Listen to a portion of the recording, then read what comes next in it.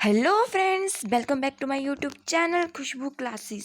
तो आज हम देखेंगे सिमुलेशन के बारे में, जो है टू क्रिएट रियल सिचुएशन। जब आप क्लास में पढ़ाते हैं तो आप किस तरह से पढ़ाते हैं उसके बारे में इस स्किल में बताया गया है। तो नंबर फर्स्ट है हमारे पास स्टेप ऑफ लेसन प्लान, जिसमें है इंस्ट्रक्शनल ऑब्जेक्टिव्स यानी अनुदेशनात्मक उद्देश्य।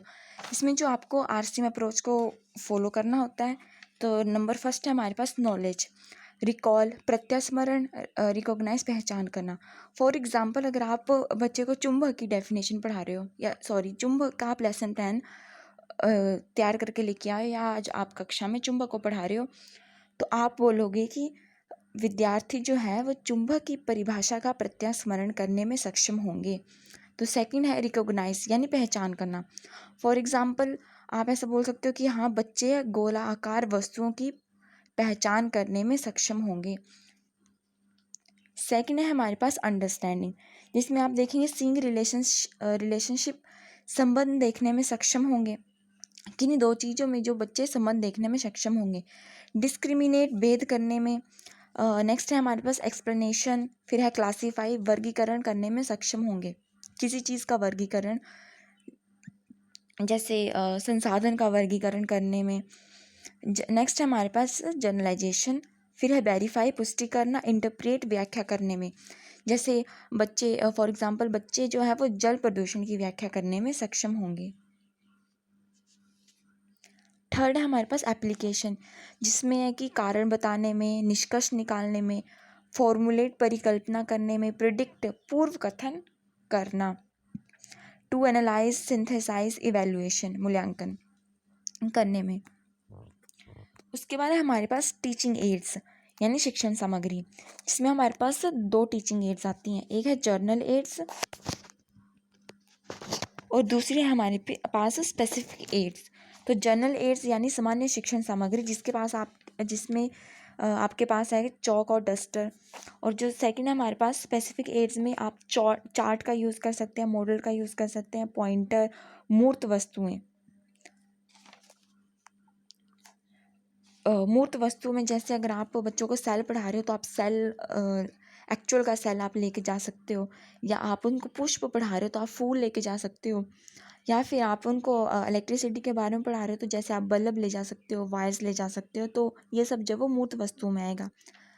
थर्ड है हमारे पास प्रीवियस नॉलेज टेस्ट। आप जो भी बच्चे को चैप्टर पढ़ाओगे तो बच्चा उस चीज़ के बारे में पहले से क्या जानता है, इससे रिलेटेड आपको 2-3 क्वेश्चन पूछने होते हैं। जैसे आपने 2-3 क्वेश्चन पूछे, फिर आपने अपने टॉपिक से रिलेटेड क्वेश्चन पूछा, तो वो बच्चे को नहीं आएगा।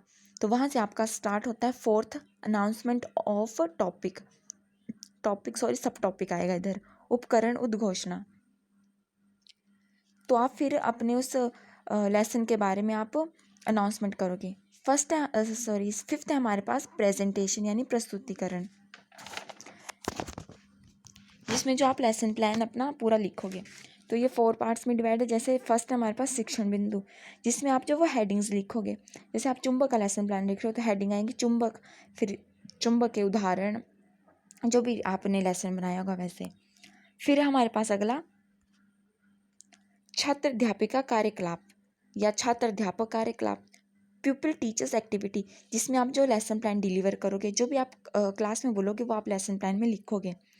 उसके बाद हमारे पास यूज़ ऑफ एड्स, आप चार्ट या मॉडल का जो यूज़ करोगे वो भी आप उस लेसन प्लान में लिखोगे।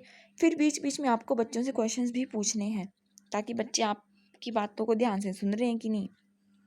हमारे पास अगला है विद्यार्थी कार्यकलाप, स्टूडेंट्स एक्टिविटी, जिसमें लिसनिंग आएगा। बच्चे, आप जो पढ़ा रहे हो बच्चे वो सुन रहे हैं, या आप बच्चों से क्वेश्चन पूछ रहे हो तो बच्चे उस चीज़ का आंसर कर रहे हैं।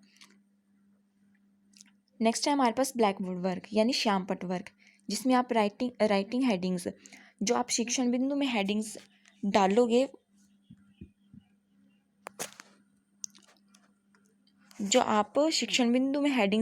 वो यहाँ पर श्यामपट्ट की साइड भी लिखेंगे। फिर श्यामपट्ट कार्य में आप डायग्राम्स बना सकते हैं। और जैसे आपने मैथ्स का पढ़ा रहे हो तो आप क्वेश्चन सॉल्व कर सकते हो, तो वो सब आपका इस श्यामपट्ट कार्य में आप लिखोगे। फिर हमारे पास 6 पुनरावृत्ति। इसमें जो आप कंक्लूड करोगे अपने लेसन प्लान को कि विद्यार्थियों आज हमने इस टॉपिक के बारे में चर्चा की।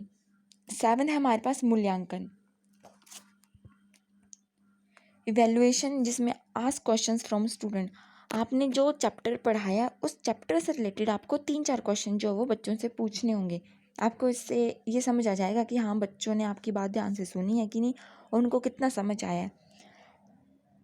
हमारे पास 8 है गृह कार्य होमवर्क। तो give homework to the student. जब भी आपको चैप्टर पढ़ा रहे हो तो आप उस चैप्टर के एंड में बच्चों को होमवर्क ज़रूर दें, ताकि बच्चे जो वो घर जाके उस काम को करें और वो जो आपने दिन में पढ़ाया होगा लेसन वो उसे जाके रिवाइज भी कर ले। तो इस वीडियो में इतना ही। अगर आपको वीडियो अच्छी लगी तो इसे लाइक एंड शेयर ज़रूर कीजिएगा और मेरे चैनल को सब्सक्राइब करना ना भूलें। Thank you.